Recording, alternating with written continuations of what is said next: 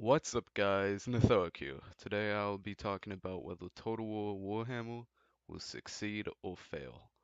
Now, any game has a chance to succeed or fail. It always comes down to these major key factors. Was the game marketed well? Are the developers vocal within the community? Is the game playable? Example, is it optimized?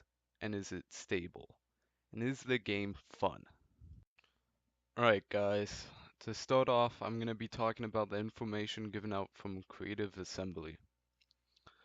The weekly blogs that are given out by Creative Assembly on the YouTube, Twitter, and Facebook page introduce units, factions, key battles, map information, traits and skills, hero characters, and many more.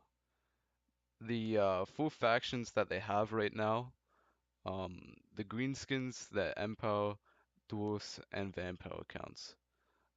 The vampire counts have still not uh, been revealed, but they will be tomorrow. And if you pre-order, you also get Chaos. Each faction has a unique art style, which is much better than any other Total War game that we've seen. Each city also changes on who is controlling it. So if it's a dwarven capital and let's say the orcs are sieging it and they win the siege, the capital will change drastically. It will look more like orcs are inhabiting it. And I don't know yet if it's going to change on the actual battle map, so hopefully we will see that in later blogs. About the units, other rosters are much more fleshed out, such as the dwarfs and greenskins. The Empire roster, though, seems to be lacking key units and some other basic units. Hopefully, that will also be fixed as they have pushed the release date back a whole month. I don't think it's going to change a lot, besides optimization, but we'll see. The Vampire counts, I just want to talk about them again. Uh, Hopefully, all the information will be covered in tomorrow's blog when they do a battle with them. And I see why a lot of people are unhappy with it because Chaos right now has more information than the Vampire accounts.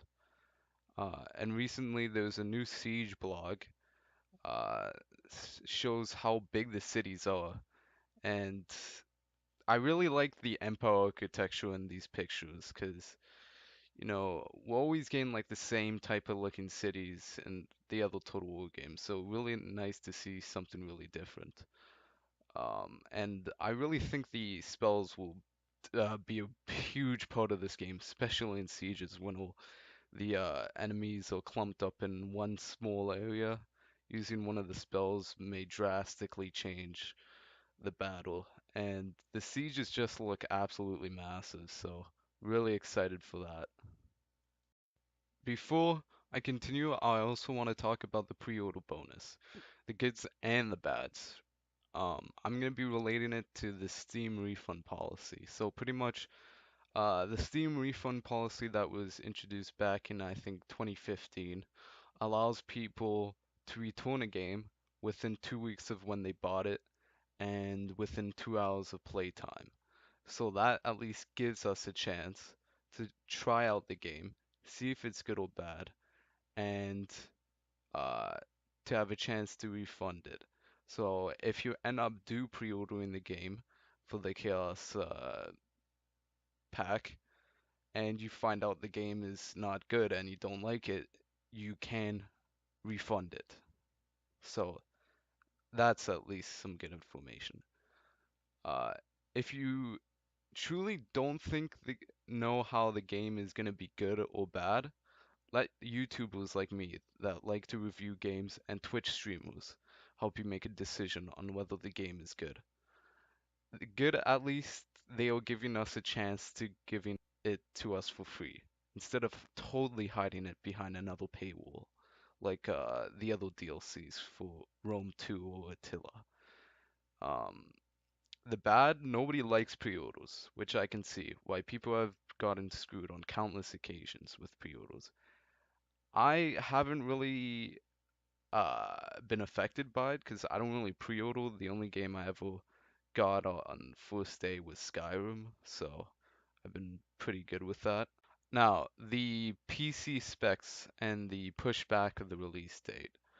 I believe the pushback of the release date, in my perspective, will help the state of the game and the optimization. Um, the PC specs seem to be pretty average on minimum specs, being easy to run on all systems, at least a GTS 450 graphics card with DirectX 11, dual-core 3 GHz processor, 3 gigs of RAM, and at least 35 gigabytes of hard drive space. Um, I don't see myself running this on Ultra though, as it needs at least a GTX 980 or R9 Fury X to run it at Ultra at 60 FPS. I will link all of the specs below under the video, so if you guys want to take a look at it and reflect upon if your computer can handle it on whichever settings you're looking to run it at, I'll have that linked. This is just a short little point I wanted to say about how the developers need to become more vocal in the community and give us more information to know what we are expecting in the coming future so we are not left in the dark. Uh, I also want to talk about how the chances of more free LCs and less non-meaningful DLCs with better DLC like Medieval 2's DLC or Shogun 2 or Rome 2. I mean, sorry, not Rome 2, Rome 1.